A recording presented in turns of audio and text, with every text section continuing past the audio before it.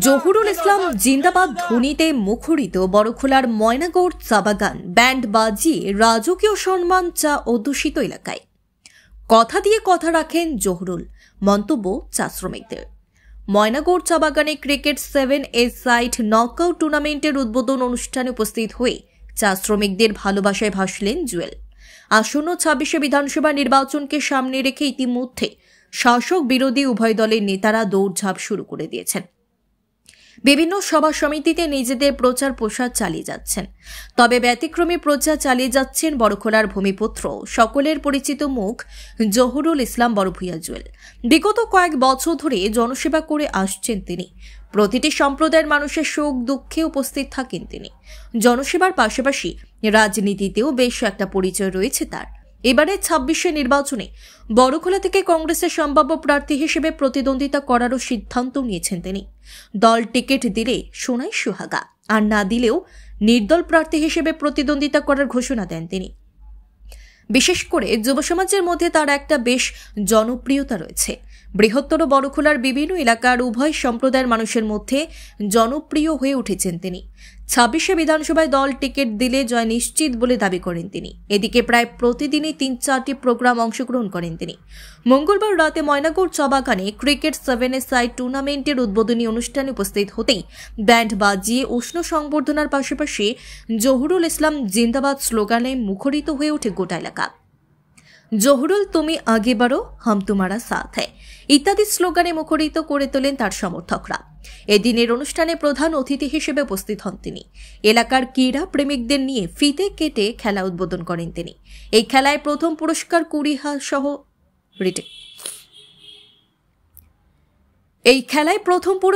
20,000 সহ ট্রফি এবং দ্বিতীয় পুরস্কার ট্রফি সহ নগদ 10,000 টাকা রয়েছে। এদিকে অনেকেই বলছেন ডিলিমিটেশনের কারণে বড়খোলার মানচিত্র বদলে গেছে, কিন্তু বড়খোলায় দিন দিন জহুরুলের জনপ্রিয়তা আরও দ্বিগুণ হচ্ছে। শ্রমিকদের ভাষ্য অনুযায়ী কথা দিয়ে কথা রাখেন জহুরুল। ক্রিকেট টুর্নামেন্টে নিজ তহবিল থেকে অর্থ দিয়ে সহায়তা করেছে তিনি জয়ী হলে বড়খোলার উন্নয়ন আগের তুলনায় দ্বিগুণ হয়ে উঠবে বলে মন্তব্য করেন চা শ্রমিক জনগণ। সেই খেলায় উনি মাঠের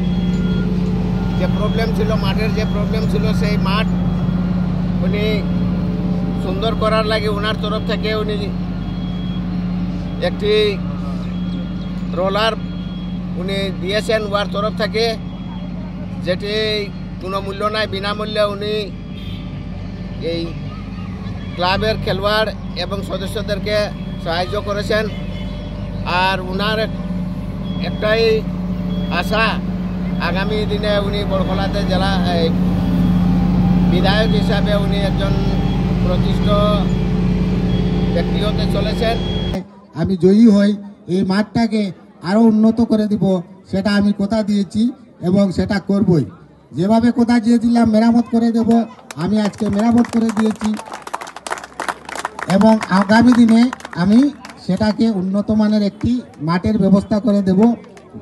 কিন্তু স্টেডিয়াম এখানে বানানো সম্ভব না, কারণ স্টেডিয়াম বানাতে অনেক জায়গার প্রয়োজন। এখানে স্টেডিয়াম হবে না, কিন্তু মাঠটা অনেক সুন্দর হবে, যে মানে প্রতি বছর যেন এই মাঠে অনেক ধরনের খেলা খেলা যায়। আমাদের এই বাগানের একটি সুনাম আছে। এই বাগান থেকে অনেক খেলোয়াড় আগে বেরিয়েছিল, আপনাদের জানা আছে। যেমন আমাদের হরিক বর্মন থেকে শুরু করে আরও অনেকেই এই বাগানের অনেক সুনাম রেখেছেন। কিন্তু আজকালকে দেখা যায় আমাদের ধীরে ধীরে আমাদের প্রতিভাবান যেগুলো খেলোয়াড় আছেন তাদেরকে বঞ্চিত করা হয়। এই যে আমি প্রায় সভাতেই বলে থাকি, খেলার সভাতেই, যে আমাদের বহিরাগত খেলোয়াড় দিয়ে আমরা খেলা খেলাই। যখন আমরা বহিরাগত দিয়ে আমরা খেলার আয়োজন করি, তখন আমাদের গ্রামের যে প্রতিভাবান ছেলে আছেন তাদেরকে আমরা বঞ্চিত রাখি। আমি আপনাদের কাছে অনুরোধ রাখবো, আপনারা আমাদের স্থানীয় প্লেয়ার যারা আছেন তাদেরকে দিয়ে আপনারা খেলা করান